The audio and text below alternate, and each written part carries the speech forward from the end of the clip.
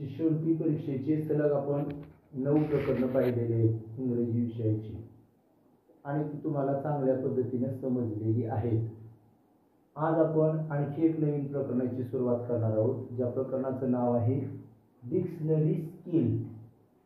हे पहा, dictionary skill मराठीमध्ये त्याला आपण म्हणतो स्किल म्हणजे काय रे, कौशल्य, बरोबर आहे की नाही. मग डिक्शनरी स्किल म्हणजे डिक्शनरीला मराठीमध्ये आपण शब्दकोश म्हणतो आणि स्किल म्हणजे कौशल्य, म्हणजे शब्दकोश पाहण्याचं कौशल्य. हे पहा, डिक्शनरी जरी असली तरी तुमच्या एक गोष्ट लक्षात आली पाहिजे की डिक्शनरीमध्ये जे काही शब्द दिलेले असतात ते शब्द आपल्याला पाहता पण आले पाहिजे. आपण एखादा शब्द नवीन पाहिला, वाचण्यात आला आणि त्या शब्दाचा आपल्याला अर्थच माहीत नसेल तर तो शब्द आपल्याला डिक्शनरीमध्ये पाहावा लागतो. 5वीच्या मुलांची एक अशी समज आहे की जे आपण मार्केटमधून इयत्ता 5वीचं रीडर आणतो, रीडर शब्द ते फक्त मर्यादित असतात 5वीच्या वर्गापुरते, त्याला डिक्शनरी म्हणत नाहीत. डिक्शनरीमध्ये कोणताही शब्द आपल्याला शोधता येतो, कोणताही शब्द. मग डिक्शनरीचे पण 2 प्रकार आहेत. कोणते? तर काही डिक्शनरी इंग्लिश मराठी डिक्शनरी आहेत. English Marathi, English Marathi dictionary. याचा अर्थ काय बघा, तर इंग्लिश मध्ये अगोदर शब्द दिला जातो आणि तो मराठीमध्ये आपल्याला इंग्रजी विषयाचं ज्ञान घेत असताना किंवा आपल्यासाठी आपल्याला अननोन शब्द बरेचसे इंग्लिश असतात, इंग्रजी शब्द असतात आणि त्याचा मराठीमध्ये काय अर्थ होतो ते पाहण्यासाठी अशा प्रकारची इंग्लिश मराठी डिक्शनरी वापरली जाते. उदाहरणार्थ समजा सिजल हा शब्द आहे. समजा CHISEL, सिजल हा शब्द आहे. आता मला त्याचा अर्थ माहित नाही आणि तुम्हाला पण माहित नाही, मग काय करायचं, तर आपण डिक्शनरी वापरायची. आणि डिक्शनरी वापरून काय करावं लागेल बाळांनो, तर हा सिजल शब्द शोधण्यासाठी आपल्याला मराठी इंग्रजी डिक्शनरीचा वापर, बघा ही पहिली डिक्शनरी आहे, नीट लक्षात घ्या. आणि दुसऱ्या डिक्शनरीचा प्रकार आहे मराठी इंग्लिश डिक्शनरी.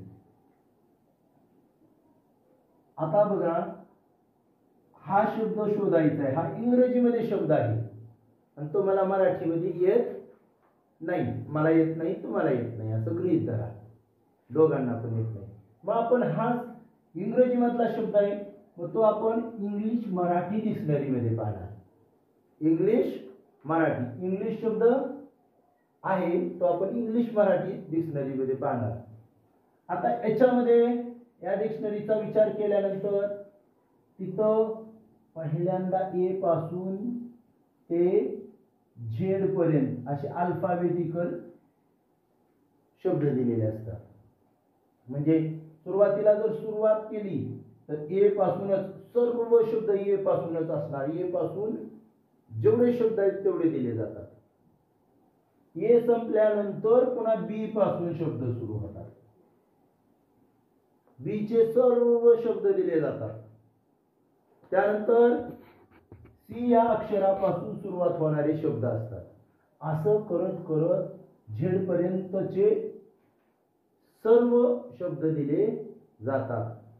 प्रत्येक पेजवर सुरुवातीचा शब्द आणि शेवटचा शब्द दिला जातो. त्यामुळं आणखी आपल्याला शब्द शोधणं सोपं जातं. आता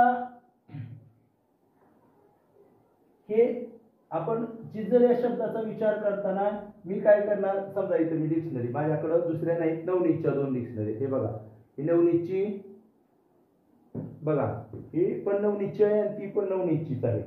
नवनीतची मॉडर्न स्कूल डिक्शनरी समजा, छोटी आहेत, सगळ्यांकडे असू शकते, विद्यार्थ्यांकडे असू शकते. नवनीत प्रकाशनची ही डिक्शनरी आहे, मॉडर्न स्कूल डिक्शनरी. आणि ही दुसरी पण आहे, नवनीतचीच आहे, स्टँडर्ड डिक्शनरी. अशा 2 डिक्शनरीज आहेत. बाकीच्या आणखी भरपूर डिक्शनरी आहेत. आता मला येत नाही असं समजलं, मी चिजल हा शब्द तुम्हाला येत नाही आणि काय अर्थ आहे तो बघायचा आहे, तर आपण काय करणार, अशा डिक्शनरीचा वापर करा. मुलांना आपल्या आपल्या वर्गातल्या डिक्शनरीमध्ये हा शब्द मिळणारच नाही तुम्हाला, 5वीच्या 6वीच्या 7वीच्या, ते नाही डिक्शनरी, ते रीडर बनायचं, ते फक्त त्या वर्गापुरतं मर्यादित असतं बघा. आता याच्यामध्ये काय रचना असते बघा, या डिक्शनरीमध्ये जर पाहिलं तर आपण सुरुवातीला बघा, हे नावच आहे इंग्लिश मराठी, दिसलं का तुम्हाला, इंग्लिश मराठी, इंग्लिश मराठी.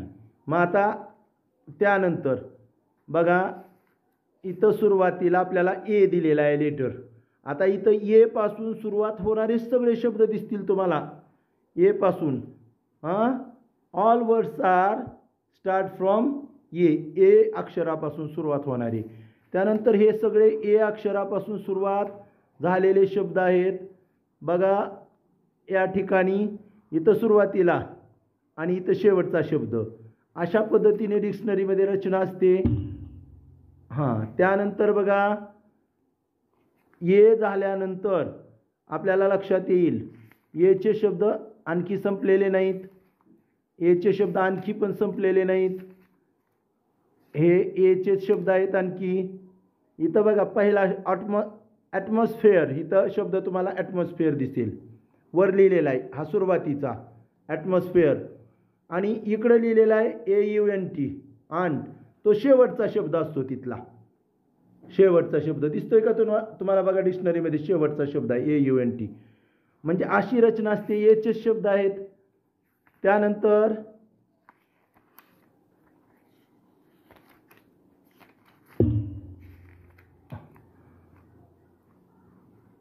या ठिकाणी बीचा दिसतोय, म्हणजे इथं कुठंतरी आपल्याला हे बघा, इथपर्यंत म्हणजे पृष्ठ क्रमांक 50 पर्यंत वर आहे, पृष्ठ क्रमांक 50 पर्यंत एचे शब्द आहेत एवढे.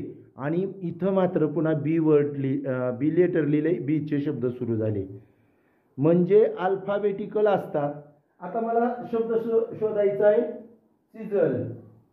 आता सिजल शब्द शोधायचा म्हणजे मला काय करावं लागेल, शीचे शब्द पाहावे लागतील अगोदर, सीने स्टार्ट झालेले शब्द कुठं आहेत. तर बघा, मी मुद्दाम या ठिकाणी असं दुमडून ठेवलं होतं. आता चिजल, तर इथं चेरी, हे का, हा सुरुवातीचा शब्द आहे चेरी, तुम्हाला दिसतोय का नाही बघा. असं करून दाखवतो, चेरी आहे इथं सुरुवातीला, चेरी सगळ्यांना माहीत आहे. आणि हे शेवटचा शब्द या ठिकाणी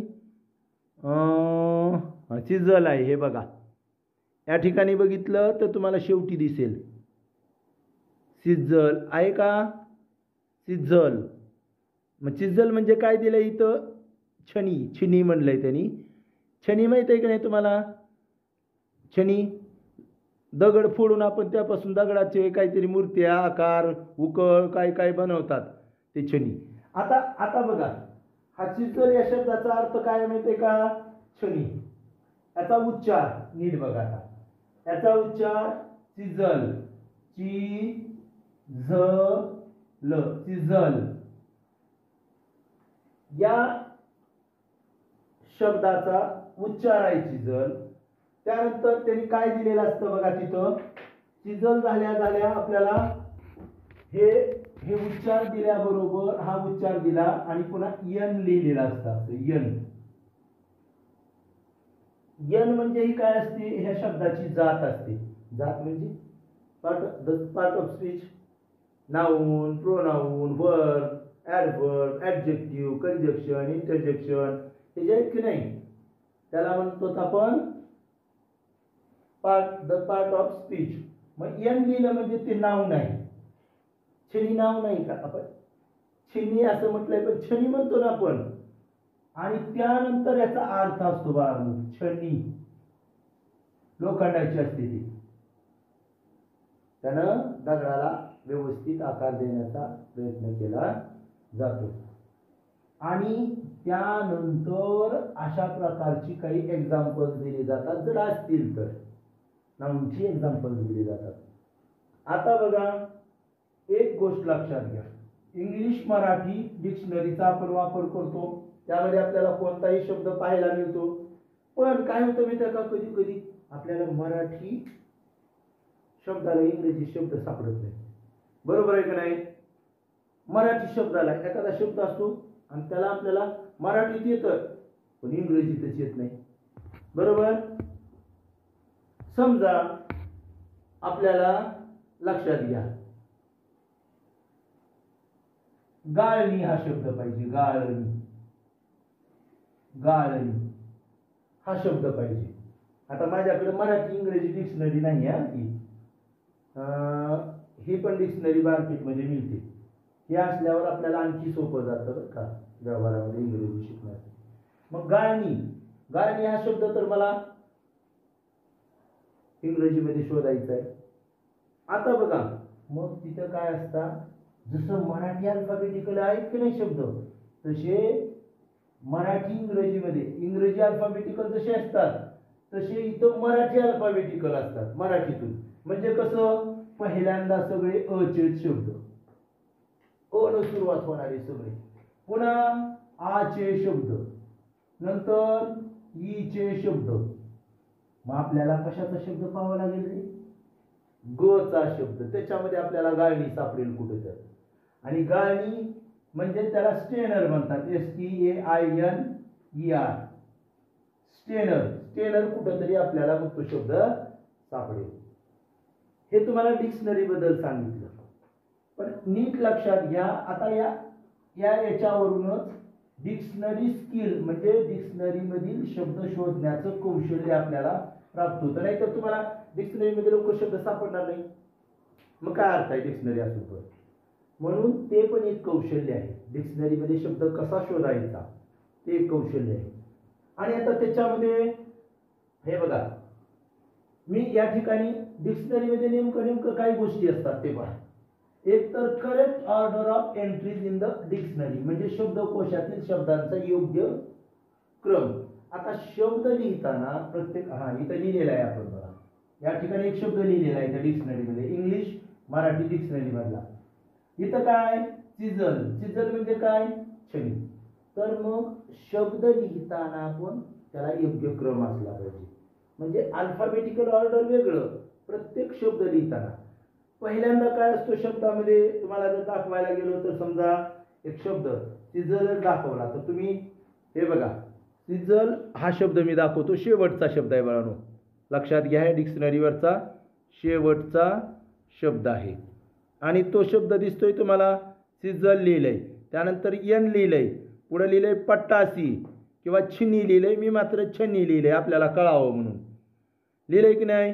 मग आणि ह्याच्यानंतर एक्झाम्पल सुद्धा दिलेले असतात, उदाहरण. आता मी काय सांगतो बघा, मग शब्द लिहिताना काय क्रम असतो, तर पहिला क्रम ते काय लिहितात माहिती आहे का बाळांनो, हेडवर्ड, HEADWORD, हेडवर्ड लिहा तुम्ही पण. हेडवर्ड म्हणजे काय, तर मुख्य शब्द. मुख्य शब्द मी जर थोडस खाली लिहितो म्हणजे तुम्हाला त्या शब्दात मी प्रत्येक गोष्ट दाखवतो. बघा, पहिलं काय असतं नंबर 1 ला, हेडवर्ड, HEADWORD. हेडवर्ड याला मराठीमध्ये म्हणतात मुख्य शब्द. मुख्य शब्द. आता इथं हा शब्द आहे बघा, उदाहरणार्थ आपण हा जो शब्द घेतोय तो हा सिजल हा शब्द आहे. मग सिजल मध्ये हेडवर्ड काय झाला, तर जी स्पेलिंग आहे का, हाच झाला हेडवर्ड 1 नंबरचा. एच लिहिलं म्हणजे हेडवर्ड समजा. पहिलं काय असतं, हेडवर्ड. हेडवर्ड म्हणजे मुख्य शब्द. मुख्य शब्द म्हणजे दिलेली स्पेलिंग. दिलेली स्पेलिंग. शब्द लिहिताना पहिल्यांदा स्पेलिंग दिली जाते. त्यानंतर दुसऱ्या नंबरला असतं प्रोनाउन्सिएशन,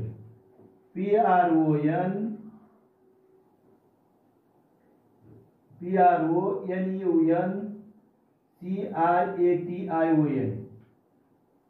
काय असतं? प्रोनन्शिएशन.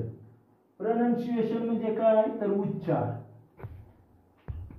उच्चार उच्चार प्रत्येक शब्दाचा उच्चार आहे की नाही? हे बघा, हा शब्द आहे ते स्पेलिंग, त्याचा उच्चार काय? चिजल. चिजल हा काय झाला? तर त्याचा प्रोनन्शिएशन झाला 2 नंबरचं प्रोनन्शिएशन. पी लिहिलं तिथं फक्त. हे एच म्हणजे हेडवर्ड, पी म्हणजे प्रोनन्शिएशन, आणि त्याच्यानंतर लिहिलं जातं बाळांनो the part of speech. The part of the speech. The part of the speech त्याला म्हणतो आपण शब्दाची जात. शब्दाची जात. मग आता शब्दाच्या जातीमध्ये तुम्हाला माहित आहे नाउन आहे, प्रोनाउन आहे, वर्ब आहे, ॲडवर्ब आहे, ॲडजेक्टिव्ह आहे, इंटरजेक्शन आहे, कंजक्शन आहे. हे सगळे जे गोष्टी आहेत की नाही त्या हा शब्द जो आहे चिजल त्याचा उच्चार झाल्यानंतर यन लिहिलेला आहे इथं बघा. यन. यन म्हणजे ते काय आहे? नाउन आहे. काय आहे? नाउन. इथं जर प्रोनाउन असेल तर पीएन लिहिलं जातं, प्रो नाउन. वर्ब असेल व्ही लिहिलं जातं. ॲडवर्ब असेल एडी लिहिलं जातं किंवा एडी लिहितात. लक्षात येते का? इंटरजेक्शन असलं आय एन लिहिलं जातं, कंजक्शन असलं सीएनजे लिहिलं जातं. म्हणजे इथं शब्दाची जात लिहिली जाते. हे आहे तिसरं. तिसरं म्हणजे काय? The part of speech. मी असं लिहितो part of speech. P P लिहिलं म्हणजे पार्ट ऑफ स्पीच. आणि त्यानंतर बाळांनो चौथं दिलं जातं की त्याचा मराठीमध्ये अर्थ. त्याला म्हणतो आपण मिनिंग. MEANING. मिनिंग. मिनिंग म्हणजे अर्थ. कसा? मराठीमधला आपला अर्थ. हे बघा इथं आहे मिनिंग दिलेला आपल्याला मराठीतला अर्थ. एम म्हणजे मिनिंग. आणि शेवटी आणखी एक भाग असतो इथं मी लिहिलेला नाही तर काय दिलेलं असतात? एक्झाम्पल्स. EXAMPLES. एक्झाम्पल्स म्हणजे त्याला मराठीमध्ये आपण म्हणतो उदाहरणे. काय म्हणतं? उदाहरणे. मग बघा याच्यात उदाहरणे कशाची दिलेली असतात? हे काय नाउन आहे तर नाउनची आणखी काय उदाहरणे दिली जातात? याला म्हणायचं उदाहरणे. 5वा भाग. एक्झाम्पल्स म्हणजे EXAM म्हणजे 5वा भाग झाला तो. म्हणजे प्रत्येक शब्दाचे इथं लिहितो मी 5वा भाग. एक्झाम्पल्स. EXAMPLES. एक्झाम्पल्स म्हणजे उदाहरणे. उदाहरणे. मग बघा अशा प्रकारे प्रत्येक शब्दाची रचना असते. शब्द लिहिताना पहिल्यांदा हेडवर्ड, त्यानंतर प्रोनन्शिएशन, त्यानंतर द पार्ट ऑफ स्पीच, त्यानंतर मिनिंग आणि लास्टला एक्झाम्पल. हा योग्य क्रम आहे. Correct order of entries in the dictionary. म्हणजे बरोबर शब्द लिहिण्याचं, शब्द नोंद करण्याचा हा योग्य क्रम आहे. असं लिहित नाहीत आधी अर्थ पुन्हा उच्चार पुन्हा काय असं करतात का? नाही, त्याला एक योग्य क्रम आहे आणि तो करेक्टली क्रम जो आहे तो अशा पद्धतीचा आहे. या डिक्शनरीच्या बाबतीत समजलं. डिक्शनरीमध्ये आपल्याला ह्याच डिक्शनरीचा वापर करायचा आहे. मराठी इंग्रजीचा करायचाच नाही, इंग्लिश मराठीचा करायचा आहे. आता दुसरी एक महत्वाची गोष्ट जी पहिली आहे ते आपण क्रम पाहिला. हा क्रम कायम लक्षात ठेवा. याच्यावर प्रश्न विचारला जातो, बऱ्याच वेळा विचारला जातो. आणि मग म्हणून हा क्रम मात्र विसरू नका, लक्षातच ठेवायचा, वाचायचा, लक्षात ठेवायचा. आता दुसरी गोष्ट काय असते आपल्याला परीक्षेत विचारलं जातं ते कोणतेही शब्द दिले जातात आणि त्याचा वर्णानुक्रम लावायला सांगितलं जातं. म्हणजे अल्फाबेटिकल ऑर्डर लावायला सांगितलं जातं. आपण काय करूया? समजा 2-4 एकसारखे अक्षराचे शब्द घेऊया. समजा पहिलं उदाहरण आपल्याला काय करायचंय? अल्फाबेटिकल ऑर्डर लावायचं. ALPHABETICAL अल्फाबेटिकल ऑर्डरनं शब्द लावायचे आपल्याला, म्हणजे वर्णानुक्रमाने लावायचे. तर समजा आपण काय करू? ए चे स्टार्ट होणारे शब्द काही घेऊ. समजा पहिलं उदाहरण ऍपल, APPLE ऍपल. दुसरं घेऊया ANT अँड. त्यानंतर घेऊया AND अँड. त्यानंतर घेऊया हे शब्द काय आहे बघा, हे स्टार्ट होणारा शब्द AEROPLANE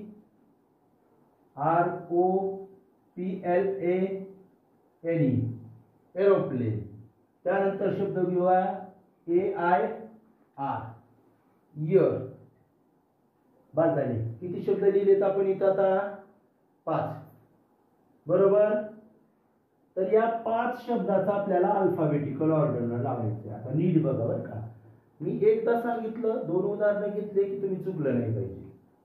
आता मी खरं तर अगोदर वेगवेगळ्या ह्याचे घ्यायला पाहिजे होते. पहिलं मी अगोदर दुसरं उदाहरण वेगवेगळ्या शब्दाचं, वेगवेगळ्या शब्दानं स्टार्ट होणारी घेऊयात आणि पुन्हा सेम वर्डनं म्हणजे सेम लेटरनं स्टार्ट होणारी घेऊयात. आता समजा इथं लिहिलं मी, समजा AXE. त्यानंतर लिहिलं COME.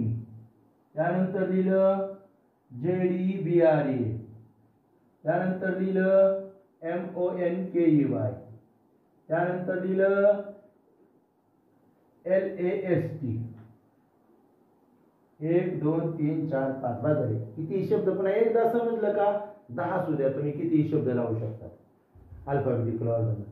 आणि याच्या व्यतिरिक्त तुम्हाला याच्यामध्ये काही प्रश्न नाही बरं का. अल्फाबेटिकल ऑर्डर आणि डिक्शनरी मध्ये शब्द एवढंच आहे, बाकी काही सुद्धा नाही या चॅप्टर मध्ये. सगळ्यात सोपा चॅप्टर आहे.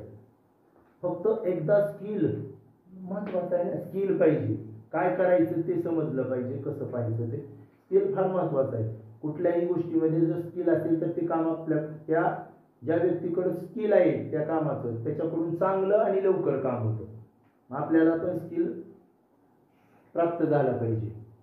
आता बघा इथं आपण बघताना अल्फाबेटिकल अगोदर दुसऱ्या प्रश्नाचं लावूयात मुद्दाम. तर अल्फाबेटिकल ऑर्डरनं लावताना जसं डिक्शनरीमध्ये A to Z असा शब्दाचा क्रम असतो.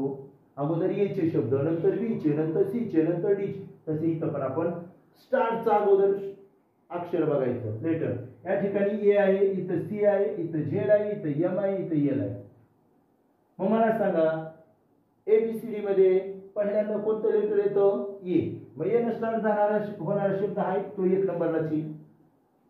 त्यानंतर आपण पहिलंच लेटर बघत चालणार आहे. B चा आहे शब्द नाही, त्यानंतर C चा आहे म्हणून हा आला 2 नंबरला. त्यानंतर D न स्टार्ट होणार नाही, D नाही, E नाही, F नाही, G नाही, H नाही, I नाही, J नाही, K नाही, L नाही, M न आहे. L आहे की L न पण आहे. मग L न स्टार्ट होणारा हा म्हणजे हा 3ऱ्या नंबरला आहे. त्यानंतर M झाल्यावर M असतो, M न स्टार्ट होणारा हा 4थ्या नंबरला येईल. आणि लास्ट Z न स्टार्ट होणारा हा 5 नंबरला येणार आहे. म्हणजे याचं अल्फाबेटिकल लावत असताना हे वर्ड आपण अल्फाबेटिकली अरेंज करत असताना वर्णानुक्रमे लावत असताना पहिला शब्द येईल AXE. E लिहायचं या, C लिहिलं गेलं. हा AXE X. लक्षात आलं. त्यानंतर दुसरा शब्द बघा इथं काय आहे? कम. त्यानंतर पुढचा शब्द काय येईल म्हणालो? लास्ट. लास्टला लिहिलाय लास्ट, पण लास्टला येत नाही बरं का अल्फाबेटिकल. त्यानंतर 4थला मंकी आणि लास्ट झेब्रा. हे योग्य पद्धतीने आपण अल्फाबेटिकली लावलेले शब्द. कोणाचीच काय अडचण नव्हती, सगळ्याला येत होतं. मला पण माहिती येत होतं की नाही? येतंय, फक्त थोडंसं काळजीपूर्वक सोडवायचं. आता बघा, आता हा पहिला प्रश्न जो आहे तो आपण अल्फाबेटिकली लावूयात. आणि हे 2 उदाहरणे घेतले की आपण सॅम्पल क्वेश्चन्सच पाहणार आहे डायरेक्टली. याच्या व्यतिरिक्त काही सुद्धा अवघड नाहीये. बघा हा दुसरा म्हणजे पहिला प्रश्न. आता इथं मात्र इथं सगळे फर्स्ट लेटर वेगवेगळे होते, डिफरंट होते आहे की नाही? आता मात्र इथं पण आहे, इथं पण आहे, इथं पण आहे, इथं पण आहे, इथं पण आहे. फर्स्ट लेटर तर सर्वांचं सेम आहे, मग काय अल्फाबेटिकल अरेंज करायची नाहीत का, लावता येणार नाहीत का, नक्की. तर त्यासाठी काय करावं लागेल, फर्स्ट लेटर जर सारखं असेल तर सेकंड लेटरचा वापर करा. बरं कधी कधी सेकंड पण सारखं असू शकतो. थर्ड लेटर बघा, कधी कधी थर्ड पण सारखं असू शकतो. फोर्थ लेटर बघा, पण बघायचं कसं, इथं थोडासा भूल होऊ शकतो. आता आपण ह्या प्रश्नाचा विचार करूया आधी. पहिल्यांदा ए ए ए ए ए समजलंच नाही कोणता पहिल्यांदा घ्यायचा. दुसरं लेटर पाहूया, इथं पी आहे, इथं एन आहे, इथं पण एन आहे, इथं ई आहे, इथं आय आहे. हा, आता मात्र दुसरे लेटर वेगवेगळे आहेत. इथं जरी दोन सारखे असते तरी वेगवेगळे आहेत असं तरी आहे ना. मग आपण काय करणार, दुसरं लेटर कोणतं अगोदर येतं एबीसीडी मध्ये बघायचं.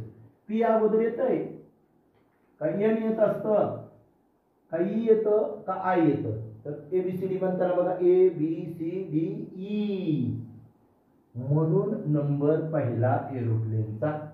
जास्त उडतंय म्हणून आला का काय, वेग आहे म्हणून असं काही नाही लेटरवर.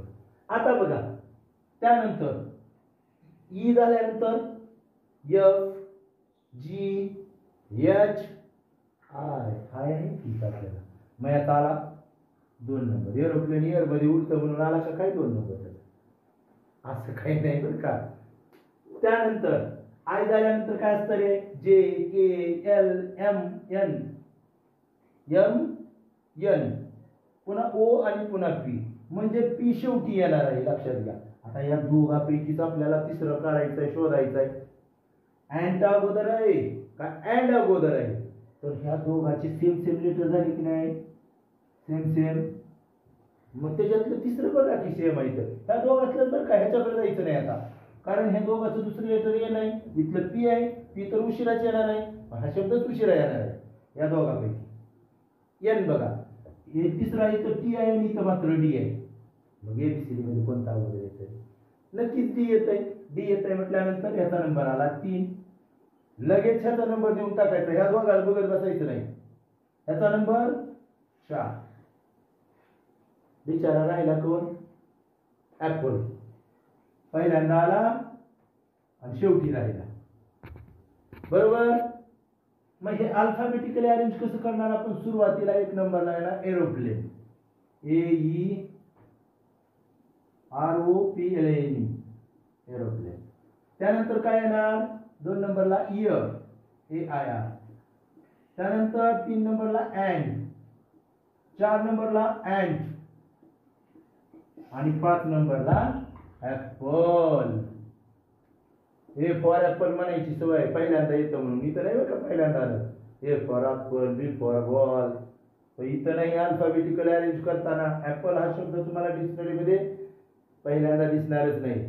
कोणत्या, ह्या डिक्शनरीमध्ये बरं का, कुठल्याही अशा डिक्शनरी ज्या आहेत त्याच्यामध्ये नाही दिसणार तुम्हाला सुरुवातीला, लक्षात घ्या. मग माझ्या माहितीप्रमाणे तुम्हाला थोडंसं डिक्शनरीमध्ये अल्फाबेटिकल ऑर्डर कसं पाहिजे असेल हे समजलं असेल. मग याच्यावरची आता आपण काय करूयात, प्रश्न पाहूयात. चला तर पाहूया सॅम्पल क्वेश्चन, म्हणजे नमुना प्रश्न. आज आपण याच्यावरचे आपल्या नवनीतच्या पुस्तकामध्ये असणारे सॅम्पल क्वेश्चन पाहूया. First question, choose the word that is alphabetically third in the given words. Choose the word that is alphabetically third, म्हणजे आपल्याला शब्द शोधायला सांगितलाय जो अल्फाबेटिकली मांडल्यानंतर तिसरा येईल इन द गिवन वर्ड, दिलेल्या शब्दामध्ये. आता आपल्याला शब्द काय दिलेत तर बघा, अँड, ऍट, आर आणि ऍपल. इथं सांगतो तुम्हाला, एवढी मजा आहे याच्यामध्ये, तुम्हाला अर्थ येऊ न येऊ, शब्द समजू न समजू, फक्त प्रश्नाचा अर्थ समजला की तुमचं उत्तर येणार आहे. खालच्या पर्यायातला अर्थ येऊ नाही येऊ काही आहे नाही, पण यायला पाहिजे. उत्तर येईल तुमचं, पण इंग्रजी येण्यासाठी ते यायला पाहिजे.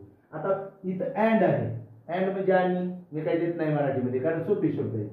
आता बघा याला अल्फाबेटिकली लावायचं आपल्याला. ये आहे, इथं पण ये आहे, इथं पण ये आहे, इथं पण ये आहे, आपल्या शब्दासारखंच आहे, ये नसतात. त्यानंतर बघा दुसऱ्या लेटरचा विचार करावा लागेल आपल्याला. इथं एन आहे, इथं टी आहे, इथं आर आहे आणि इथं पी आहे.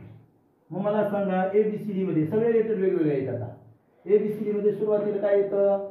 ए B C D E F G H I J K L M N O N N N N आलं की नाही? एन पुन्हा ओ पी क्यू आर पुढे आहे. एन चा आला पहिल्यांदा शब्द म्हणजे अल्फाबेटिकली मांडताना पहिला काय येणार? A N D. एन झाल्यानंतर पुढे चला ओ पी. बघा पी इथं दिसत आहे. मग 2 नंबरला कोणता शब्द येणार? Apple. A double P L E apple. त्यानंतर पहा पी झाल्यावर क्यू आर म्हणजे त्यानंतर A R E R R S आणि पुन्हा टी. मग कोणता येईल? शेवटी ऍट. आणि आपल्याला किती नंबरला विचारलाय? इथं बघा थर्ड. आपण पाहिलेला आहे ऑर्डिनल नंबर मध्ये. थर्ड म्हणजे तिसरा. मग तिसरा कोणता शब्द आला? 1 2 3 आर. आणि कुठं आहे आर? तर इथं पण तिसराच आहे. आलाय पण अल्फाबेटिकली थर्ड आणि आहे पण थर्ड, म्हणून ऑप्शन नंबर उत्तर आपलं 3च आहे. आलं लक्षात? चला दुसरा प्रश्न लगेच पाहूया. Which word will be alphabetically third? इथं पण थर्डच विचारलं बरं का. कोणता शब्द असेल वर्णानुक्रमे तिसरा इन द डिक्शनरी? डिक्शनरी मध्ये आपल्याला आता हे शब्द शोधायचे. डिक्शनरी मध्ये कसे बघतात तुम्हाला माहित आहे, तुम्ही शिकला. आता मग मला सांगा याच्यात तिसरा शब्द कोणता येईल? तर आपल्याला ते अल्फाबेटिकली अरेंज करावे लागतील, तेव्हाच आपल्याला समजणार आहे. बघूयात आता. इथं पण आपली मजा केलेली आहे. इथं बीच आहे, इथं पण बी आहे, इथं पण बी आहे आणि इथं पण बीच आहे. म्हणजे पहिला अक्षर, पहिलं लेटर सगळ्यात सारखं आहे. मग आता बघा दुसरं लेटर इथं ए आहे. याच्याकडे पण एच आहे, याच्याकडे पण एच आहे आणि याच्याकडे पण एच आहे. वा वा वा वा. दोन्ही पण अक्षर सारखे. मग काय म्हणता येणार नाही का? येईल ना, दोन्ही सारखे. तर तिसरं बघूया. तिसरं इथं आर आहे. हे दोघांचं आहे बघा. हे 2 2 2 जर सारखे या दोघांनी तर काय आपल्याला वेळच लागू दिला नाही, कोण आधी कोण नंतर. आता बघूयात आपण थर्ड लेटर. इथं आर आहे, इथं एल आहे, इथं जी आहे आणि इथं बी आहे. हा आता मात्र वेगवेगळे आहेत की नाही? वेगवेगळे. मग आता आपल्याला काय पाहावं लागेल? कोणतं लेटर अगोदर आहे? तिसरं. आर अगोदर येतंय, एल अगोदर का जी का डी बी येतंय? एबीसीडी. तर आता निश्चितपणे बी येतंय आणि म्हणून अल्फाबेटिकली पहिल्यांदा शब्द येईल आपला B A B Y. Baby. Baby म्हणजे माहिती आहे की डॉल नाही बरं का, लहान मूल. बेबी म्हणजे नाही तर डॉल म्हणायचा तुम्ही. आणखी बेबी म्हणजे लहान मूल. त्यानंतर तिसरं बघा बी झाल्यानंतर C D E F G. हे आला 1 नंबरला, हा जी चा आला 2 नंबरला. लगेच लिहितो मी बी ए ची. बॅग म्हणजे पिशवी. त्यानंतर आपण एल येतं अगोदर. कार येतं रे? तर निश्चितपणे एल येतं. L M N O P Q R पुढं म्हणजे 3 नंबरला आला बॉल. बॉल म्हणजे चेंडू. आणि शेवटी 4 नंबरला आला बियर. बियर म्हणजे माहिती आहे का तुम्हाला? हे बियर म्हणजे काय माहितीये का? ज्यांच्या डोक्यावर टोपी नसते तो. बियर म्हणजे बोडका, उघड्या डोक्याचा. टोपी बिन टोपी. आता सुद्धा माझ्या डोक्यावर टोपी आहे का? नाही. I am bare person. म्हणजे माझ्या डोक्यावर काही नाही. ज्यांच्या डोक्यावर टोपी नसते त्यांना बियर म्हणजे बोडका, उघड्या डोक्याचा, काय डोक्यावर नसलेला, म्हणजे बोडका असा शब्द वापरतात त्याला. मग आपल्याला थर्ड विचारलाय. 1 नंबरला बेबी, 2 नंबरला बॅग आणि 3 नंबरला बॉल. मग बॉल पण 3 लिहायचं नाही इथं ऑप्शनला. हा बॉल हा शब्द आला 3 नंबरला, परंतु तो ऑप्शन मध्ये कितीला दाखवलाय? 2 ला. म्हणून आपलं उत्तर या प्रश्नाचं 2 येणार आहे. समजलं ना? यानंतर पाहूया आपण तिसरा प्रश्न. बघा choose the correct alphabetical order of words. Choose म्हणजे निवडा. द करेक्ट अल्फाबेटिकल ऑर्डर म्हणजे योग्य वर्णानुक्रम ऑफ द वर्ड्स म्हणजे शब्दांचा. आता या ठिकाणी तेच शब्द आहेत. मला असेच जर तेच शब्द आले का प्रत्येक बघत बसायचं नाही. पहिला पर्याय घ्यायचा आणि त्यालाच अल्फाबेटिकली ऑर्डरनं लावायचं. तेच शब्द आहेत का नाही सगळीकडे? हे 4 शब्द आहेत बघा. मागं पुढं दिलेले आहेत. वेगवेगळे शब्द असतील तर मग आपल्याला अडचण आहे, पण ते शब्द असल्यावर सोपा प्रश्न असतो. आपण आधी ह्याचंच अल्फाबेटिकल ऑर्डर लावून घेऊया. ह्या पहिल्याच याचं पर्यायाचं बघूया. इथं एफ आहे, इथं पी आहे, इथं एम आहे आणि इथं जी आहे. वेगवेगळे आहेत पहिल्याच याचे, त्याच्यामुळे सोपं आहे. कधी लावायचं म्हणलं मी, चारही पण पर्यायामध्ये सारखे अक्षर असतील, शब्द असतील तर आहेत की नाही सारखे, आहेत की नाही, मग काय हरकत नाही. मला सांगा एफ अगोदर येतं का पी का एम का जी? एबीसीडी मध्ये A B C D E F म्हणजे एफ चा शब्द अगोदर येणार आहे, म्हणजे एफ आय डबल एल. त्यानंतर एफ झाल्यानंतर एफ जी, जीचा पण आहे शब्द, म्हणजे काय येणार आहे, गिल. जी झाल्यानंतर H I J K L M, हा तिसरा शब्द येणार आहे, मिल. आणि त्यानंतर राहिलेला शब्द फिल. आणि आता असं बघायचं आपण कोणत्या पर्यायात आहे ते पहा. फिल कुठे आहे, पहिल्यांदा इथं आहे, पुन्हा गिल नाही, कटला. त्यानंतर फिल आहे इथं, गिल पण आहे, मिल पण आहे आणि फिल पण आहे, म्हणजे पर्याय क्रमांक 2 हे आपलं उत्तर आहे. बरोबर आहे की नाही, काय अडचण आहे का? किती छान आहे. बरं आता हे तुम्हाला अर्थ येत होते का नाही तुम्हाला? मला पण माहित नाही, तुम्हाला पण माहित नाही. तुम्हाला येत होते का नाही, मला माहिती का नाही, पण उत्तर तर येणार आहे की नाही तुमचं, म्हणून तरी डिक्शनरी स्किलचा मार्क जात नाही. हा बघा इकडे लक्षात घ्या, या प्रश्नाचं उत्तर तर आपण 2 काढलेलं आहे, परंतु लक्षात घ्या अर्थ माहित असो अथवा नसो उत्तर येणार आहे तरी पण बघा. फिल, फिल म्हणजे काय, भरणे. फिल म्हणजे भरणे, भरणे. गिल माहित आहे का, गिल माशाचे कल्ले. मासा, मासा माहित आहे का नाही, मासा, माशाचे कल्ले. त्यानंतर मिल म्हणजे कारखाना. आणि पिल म्हणजे माहित आहे का, गोळी, गोळी औषधाची गोळी वगैरे असते की नाही, टॅबलेट म्हणतो आपण ती गोळी. आलं लक्षात, हे लिहून घेत चला. यानंतर पाहूया आपण 4th क्वेश्चन.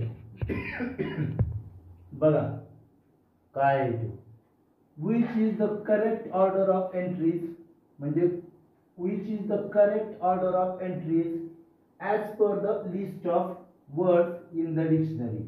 म्हणजे आपल्याला कुठलाही शब्द लिहित असताना, नोंद करताना त्याचा योग्य क्रम कसा असेल डिक्शनरी मध्ये, कुठलाही शब्द लिहित असताना त्याचा योग्य क्रम कसा असेल डिक्शनरी मध्ये. तर बघा तुम्हाला मी मगाशी हा प्रश्न दिलेला आहे, अगोदरच शिकवलंय आपल्याला कसा क्रम असेल तो, correct order in the dictionary हे तुम्हाला सांगितलंय. तर पहिल्यांदा तुम्हाला माहित आहे काय असतो रे, हेडवर्ड. हेडवर्ड असतो की नाही, लिहिलंय आपण बघा तुमच्या वहीत आहे आताच. हेडवर्ड म्हणजे का प्रोनाउन्सिएशन तर सुरुवातीला नसतं, मिनिंग पण सुरुवातीला नसतं, हे 2 तर ऑप्शन कटलेले आहेत आपले. आता पुन्हा हेडवर्ड, हेडवर्ड आहे म्हणजे हे येऊ शकते या दोन्हीपैकी. हेडवर्ड, हेडवर्ड झाल्याबरोबर काय असतं लगेच, प्रोनाउन्सिएशन.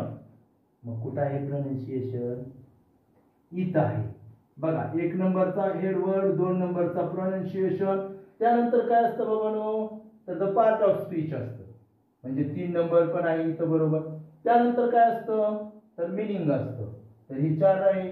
अजून पण असतं बघा एक एक्झाम्पल्स असतं, इथं नाही दिलं नका देऊ द्या, दिलं तर बघूयात, नाही दिलं तर राहिलं, दिलं नाही, नाही दिलं. मग आपल्याला योग्य क्रम कोणता आहे, तर ऑप्शन नंबर 3. म्हणून उत्तर येणार आहे ऑप्शन नंबर 3. मी तुम्हाला एवढं फास्ट का सांगितलं, कारण हे आताच घेतलंय वर, ती माहिती दिली. आलं लक्षात, बघा. यानंतर पाहूया आपण शेवटचा प्रश्न, सॅम्पल क्वेश्चन मधला 5वा प्रश्न. पहा, which part of the entries म्हणजे नोंदीचा कोणता भाग इज गिवन दिला जातो after the meaning of the word, म्हणजे शब्दाच्या अर्थानंतर कोणता भाग दिला जातो इन द डिक्शनरी, डिक्शनरी मध्ये. मी तुम्हाला डिक्शनरीचं मगाच कशी रचना असते ते सांगितलं शब्दाची, बरोबर. ह्याच्या वरच्या प्रश्नामध्ये सुद्धा आलं होतं, फक्त तेच आलं नव्हतं, ऐकले जे आपल्याला उत्तर पाहिजे ते. कशाच्या नंतर विचारलंय, after the meaning of the word, शब्दाच्या अर्थानंतर. तर एंट्रीज मध्ये तुम्हाला माहित आहे फर्स्ट काय असतं, लिहितो मी हेडवर्ड, HEADWORD. Hair growth. 2 नंबरला काय असतं बाळांनो? प्रोनाउन्सिएशन. PRONUNCIATION pronunciation. 3 नंबरला काय असतं? Part of speech. बरोबर. काय असतं? द पार्ट ऑफ स्पीच म्हणजे शब्दाची जात असते. त्यानंतर 4 नंबरला काय असतं? तर तुम्हाला माहिती आहे मिनिंग असते. काय असते? मिनिंग. आणि लास्टला मिनिंग नंतर लास्टला काय दिलेलं असतं? तर एक्झाम्पल. मग आपल्याला विचारलेलं आहे कशाच्या नंतर? मिनिंगच्या नंतर. मिनिंगच्या नंतर काय असतं? एक्झाम्पल. आणि म्हणून ऑप्शन नंबर 2 हे आपलं उत्तर आहे. नीट लक्ष द्या थोडंसं माझ्याकडं. आफ्टर द मिनिंग म्हटलंय म्हणून एक्झाम्पल. जर आपल्याला असं आफ्टर ऐवजी तर बिफोर शब्द आला असता, बिफोर द मिनिंग, तर आपलं उत्तर आलं काय आलं असतं त्यावेळी? त्यावेळी आलं असतं द पार्ट ऑफ स्पीच. मिनिंगच्या अगोदर, मिनिंगच्या नंतर. अशा पद्धतीने आज आपण सॅम्पल क्वेश्चन्स मधले सर्व प्रश्न पाहिलेले आहेत आणि मला वाटतं तुम्हाला ते समजले असतीलच. काळजीपूर्वक पहा. समजलं नसेल तर पुन्हा एकदा एखादा प्रश्न बघा. 100% सांगतो तुम्ही नीट केलं, नीट लक्ष दिलं की याच्यावरचे 2 मार्क जाणार नाही. इथं थांबूयात. धन्यवाद.